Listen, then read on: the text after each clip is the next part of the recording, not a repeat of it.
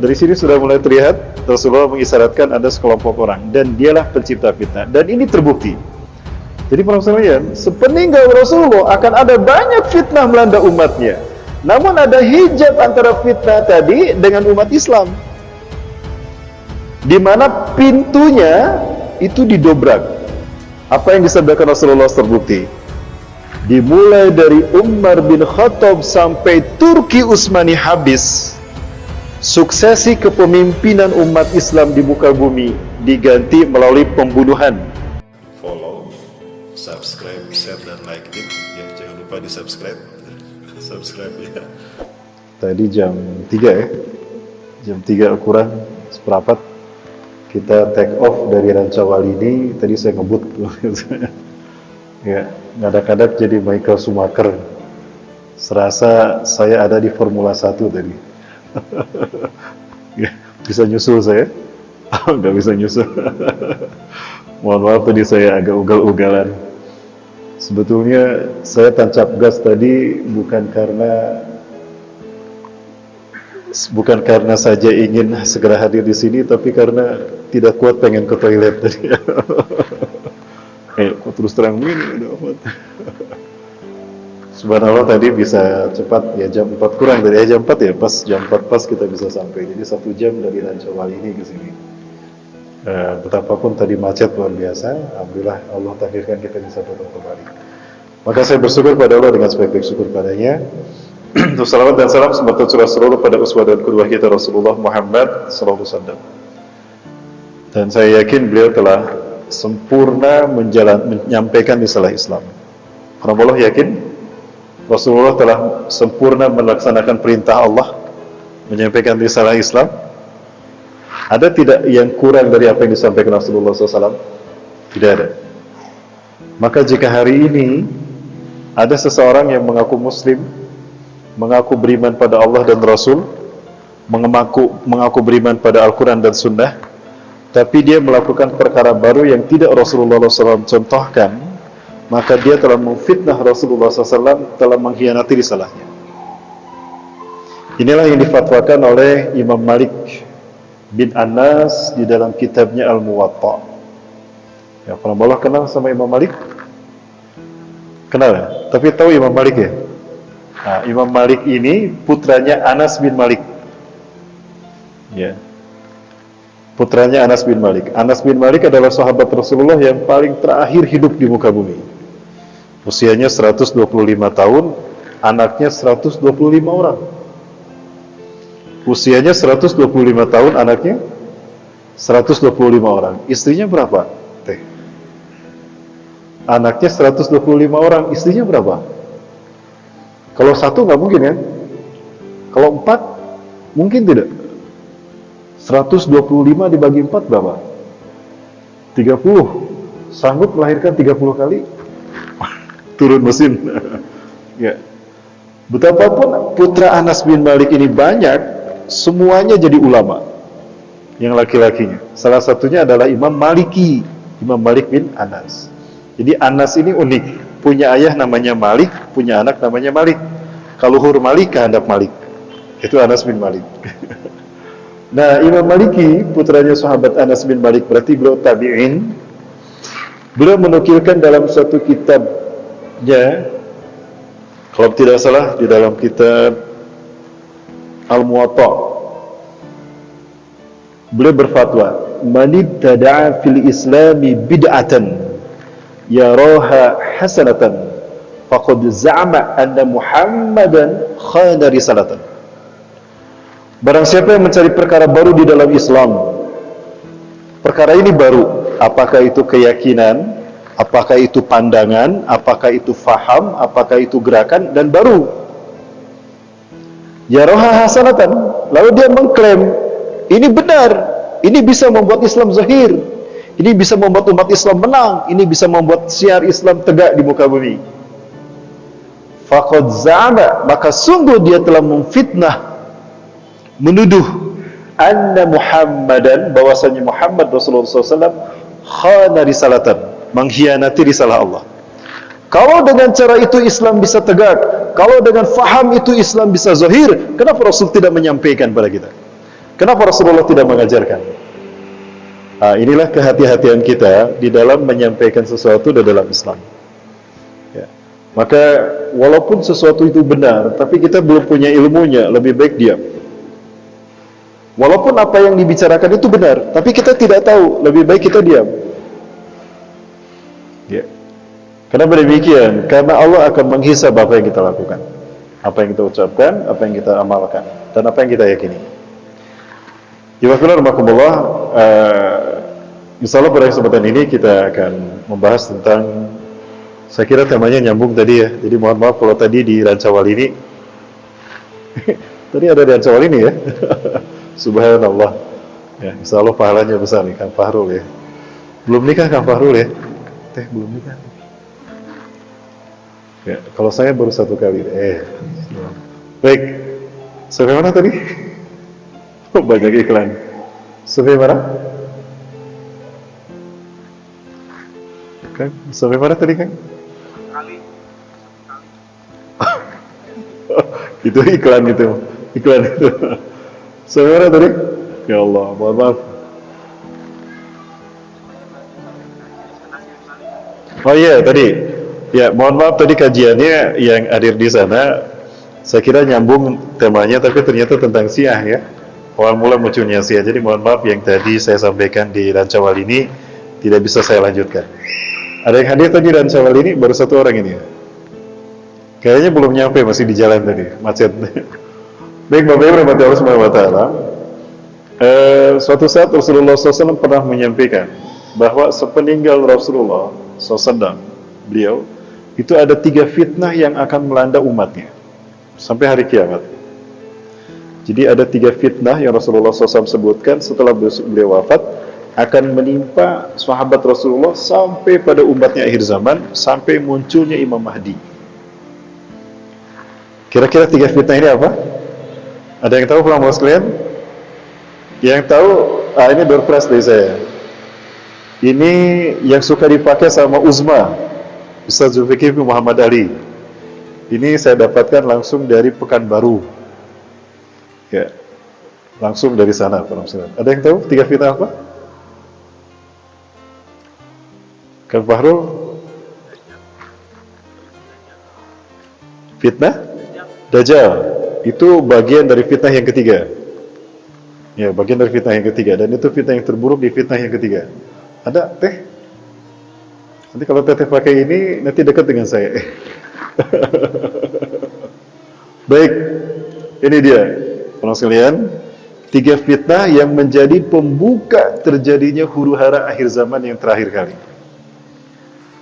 Dari Abdullah bin Umar, semoga Allah meridai mereka berdua, kepada Abdullah dan kepada Umar bin Khattab radhiyallahu anhu. Ia berkata, suatu ketika kami duduk-duduk, bainama nahnu julusan inda Rasulullah SAW. Ketika kami duduk-duduk di hadapan Rasulullah SAW, bermajlis bersama Rasulullah SAW, nahnu natadakkaru anil fitan. Kami berbicara tentang banyak fitnah yang akan menimpa umat ini. Beliau pun banyak bercerita mengenai fitnah tadi. Fadzakarna anha. Faqal, maka kemudian Rasulullah bersabda, "Tsumma zakara fitnatal ahlas." Kemudian Rasulullah SAW menyebutkan fitnah ahlas. Nah, ini fitnah pertama. Fitnah pertama ahlas. Fitnah kedua fitnatus sarra, fitnah ketiga fitnah duhaima. Ini 3 fitnahnya. Ya, Rasulullah SAW menyebutkan ada 3 fitnah. Fitnah pertama tadi fitnah ahlas. Ini fitnah ahlas nih. Fitnah yang kedua fitnatus sarra. Fitnah yang ketiga fitnah duhaima. Mana fitnah duhaima?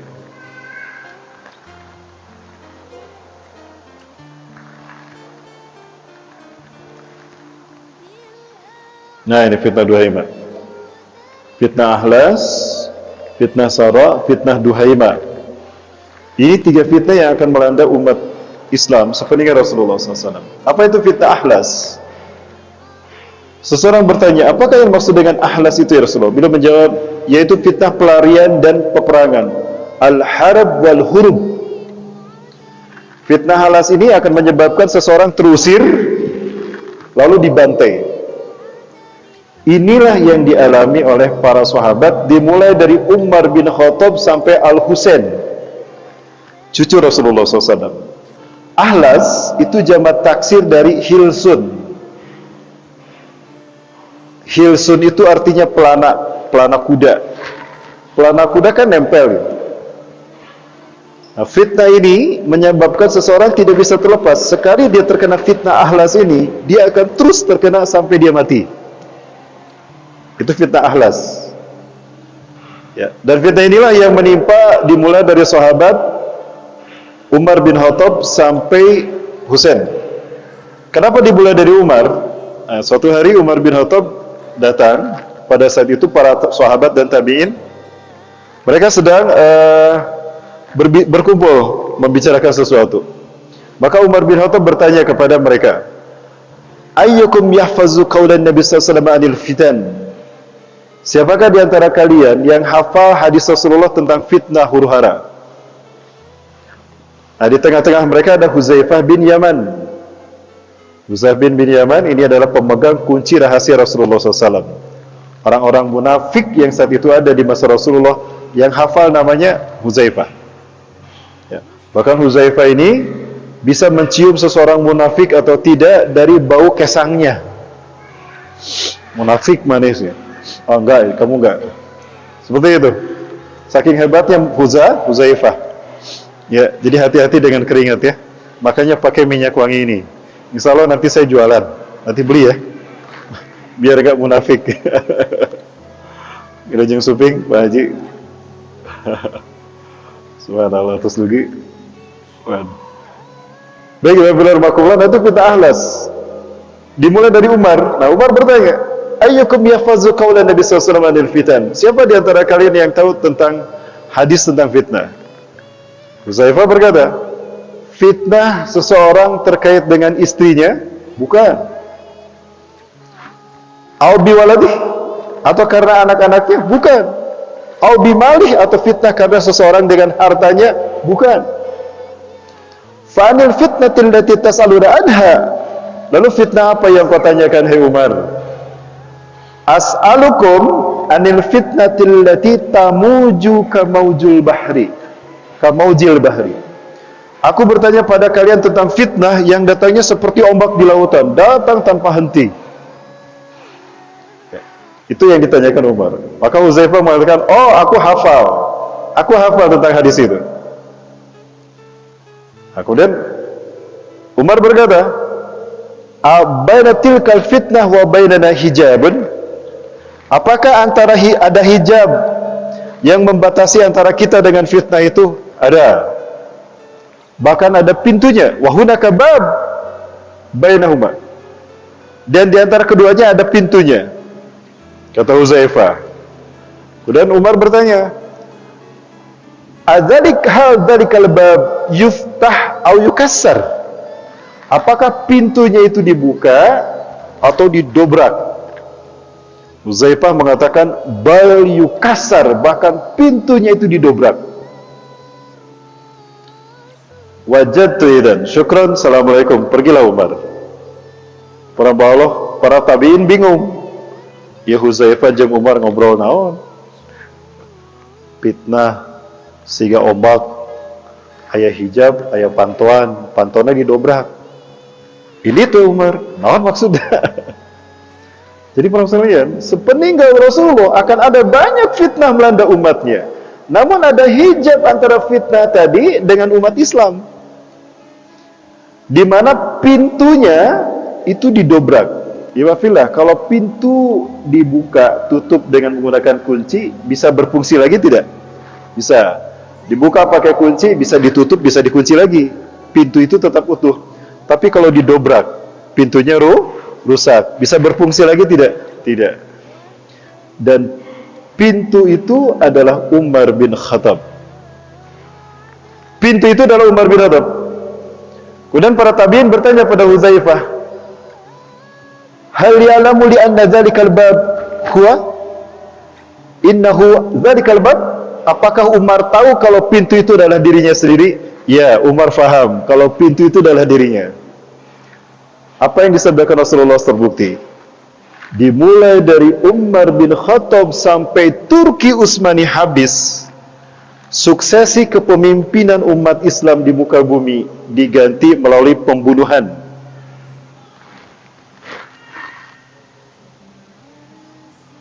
Umar bin Khattab meninggal dibunuh sama Abu Lulu'ah. Umar diganti Utsman. Utsman dibunuh sama orang-orang munafik, di antaranya dari Mesir, atas hasutan siapa?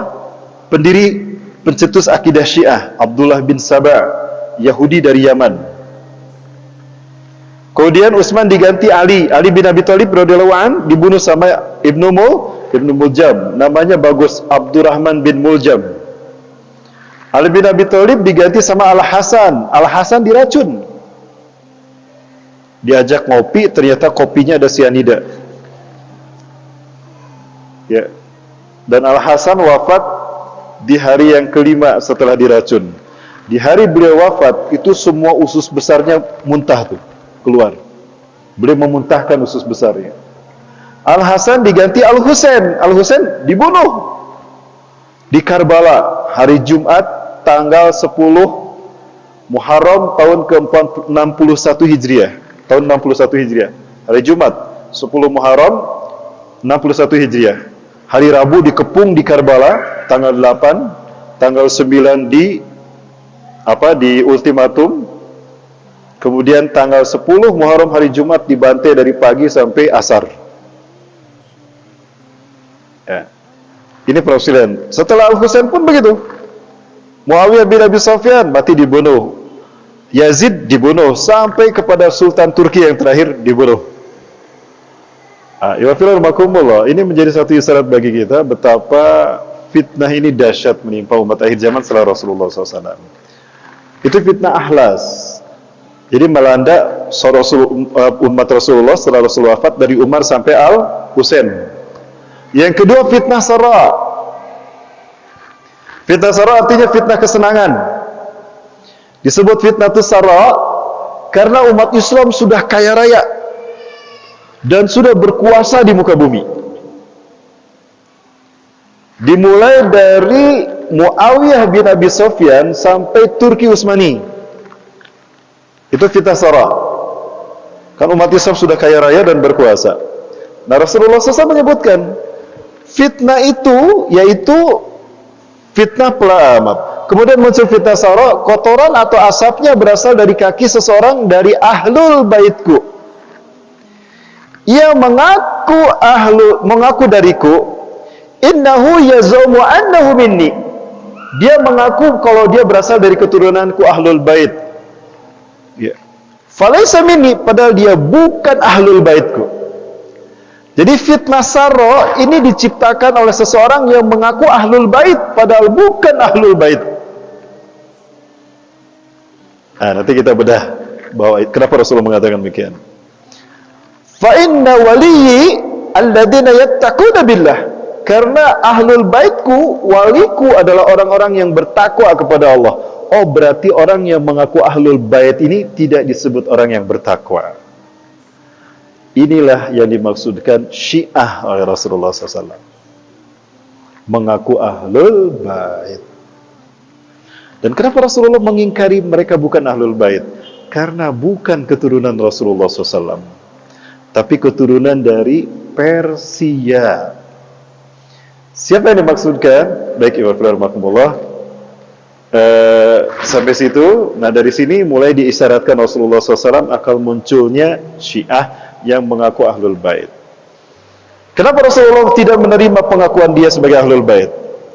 Iwafirullahaladzim.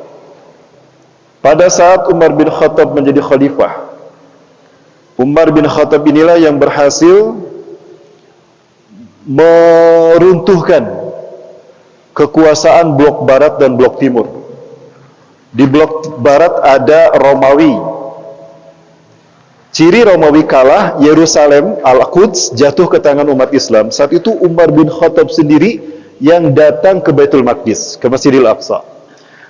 Pada saat itu Masjidil Aqsa dipegang oleh orang-orang Nasrani, dipimpin oleh seorang pendeta yang bernama Sophronius. Ketika pasukan kaum muslimin menguasai Al-Quds, Sophronius mengatakan, aku tidak akan menyerahkan kunci Al-Quds, Al-Aqsa, kecuali Umar datang sendiri dan langsung menerima kunci ini dari tangan saya. Ya. Maka disampaikan kepada Khalifah Umar bin Khattab, dan Khalifah Umar bin Khattab datang sendiri ke sana. Nah, ada tidak jauh dari Masjidil Aqsa, apabila ada ke sebelah, ke arah Babul Hittah, ke sebelah utara pelan sekalian. Itu para balo akan sampai kepada satu tempat yang sekarang dibangun masjid, namanya Masjid Umar. Nah, di situ ada perjanjian Umayyah. Di tempat itulah Umar bin Khattab menerima kunci itu dari pendeta Sophronius. Di depan Masjid Umar itu ada sinagoga. Di sampingnya, di depannya ada gereja. Jadi kalau di masjid itu azan, gereja bunyi lonceng. Orang Yahudi baca, niupkan trompet. Jadi di masjid azan, di gereja lonceng, Yahudi trompet. Itu terjadi di sana.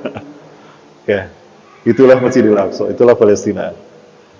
Nah, kemudian blok timur itu ada Persia. Saat itu rajanya bernama Yaddajirb. Bisa nulisnya? Yadjirb, Yaddajirb. Nah, kalah tuh dalam perang Qadisiyah. Yaddajirb mati. Nah, dia meninggalkan 3 orang putrinya, anaknya 3 perempuan. Ali bin Abi Thalib diam-diam memerdekakan 3 anak Yaddajir ini, perempuan semua, dengan harga tinggi. Umar bin Khattab memerintahkan, mereka anak raja, merdekakan mereka dengan harga tinggi untuk menghormati mereka. Diam-diam Ali bin Abi Thalib memerdekakan 3 putri raja ini. Ali berterima kasih pada Umar, maka satu dari putri Raja Persia dinikahkan kepada Abdullah bin Umar. Yang kedua dinikahkan kepada anaknya Abu Bakar As-Siddiq radhiyallahu an, yaitu Muhammad Al-Hanafiyah, anak tirinya Ali. Ketika Abu Bakar meninggal dunia, istrinya dinikahi sama Ali. Ya, maka Muhammad ini menjadi anak tiri Ali. Karena di dalam Islam, istri khalifah itu hanya bisa, jika dia jadi janda, harus ditikah, hanya bisa oleh khalifah lagi. Istri amir hanya sama amir lagi. Istri ustad sama ustad lagi. Jadi kalau ada janda istri ustad, kasih tahu saya. Ya, nggak nanti saya umumkan. Ada istri saya. Baik, maaf iklan. Nah, kemudian yang ketiga dinikahkanlah dengan Husain. Yang ketiga dinikahkan dengan Husain, anaknya Ali bin Abi Thalib. Nah, dari sinilah lahirnya klaim Ahlul Bait. Jadi Ahlul Bait versi Syiah bukan dari Al-Hasan. Al-Hasan tidak punya istri orang Syiah, semuanya Arab. Sementara istri orang Persia Al-Husain. Nah, Ahlul Bait versi mereka adalah dari Al-Husain. Jadi bukan keturunan Rasulullah, tapi keturunan Raja Persia. Makanya Rasul menolak menyebut mereka Ahlul Bait. Bagaimana? Dari sini sudah mulai terlihat Rasulullah mengisyaratkan ada sekelompok orang, dan dialah pencipta fitnah. Dan ini terbukti. Terbukti bahwa mereka menimbulkan fitnah. Dan inilah fitnahnya. Yaitu tepatnya pada tahun 294 Hijriah. 20.000 kaum muslimin dibantai oleh Syiah Karamitah. Baru pulang ibadah haji. Bahkan miliaran dinar mereka rampas, dan kiswah Ka'bah dirobek-robek. Hajar Aswad dicuri. Ini perilaku Syiah Karamitah yang mengaku Ahlul Bait. Betul demikian? Baik, kita lihat tayangannya. Jangan kemana-mana, tetap bersama saya yang satu ini, Bapak.